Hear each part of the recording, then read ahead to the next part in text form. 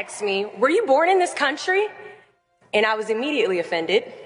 And I said, yeah, I was born in this country. And then she says, do you have any kids? I said, no, I don't have any kids. She then asked me if I was married. And then I said, no, ma'am, I am not married. She says, how old are you? I said 19. May I help you find something? She then says, you are the most beautiful girl I have seen. And I said, oh, thank you. And then she says, I think you could be the next Miss USA. I'm in the Army, okay? We don't do pageants in the Army. She then asked me to meet her at Starbucks the very next day before my next shift at Target. And apparently I was a pretty open-minded 19-year-old because I actually agreed to meet her the very next day. The next day she brought this foot-tall stack of pageant books and proceeds to convince me to enter into a state pageant. So 3 months later, I compete in my first pageant and I lose. I go back the second year, compete in the state pageant. I lose. Go back the third year, compete in the state pageant and lose.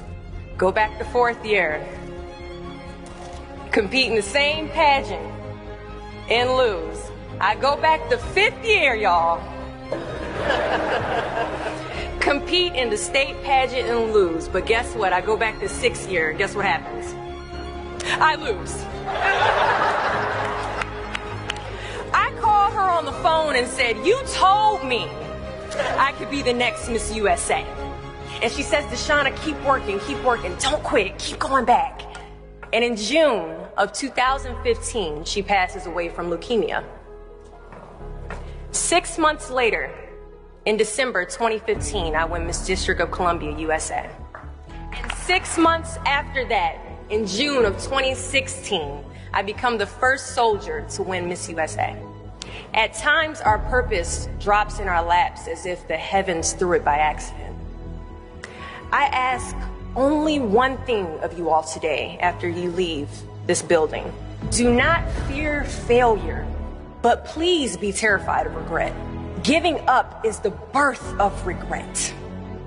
After you walk out this door, you will receive 100 doors shut, slam in your face. You will have 100 moments that will be filled with someone telling you no, or telling you, thank you for your application, but we regret to inform you that we've chosen a different candidate for this job. You will sit in 100 different interviews and you will not get the job.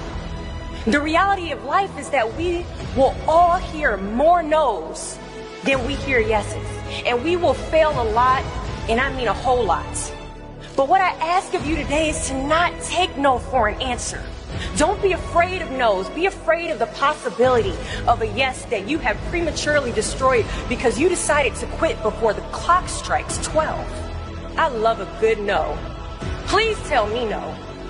Telling me no is like adding fuel to a fire that is now set ablaze because of your single no. So today I challenge you to fight, to work, to not stop here, to believe so heavily in your aspirations that you too will not fear the word no, but instead you will choose to welcome it.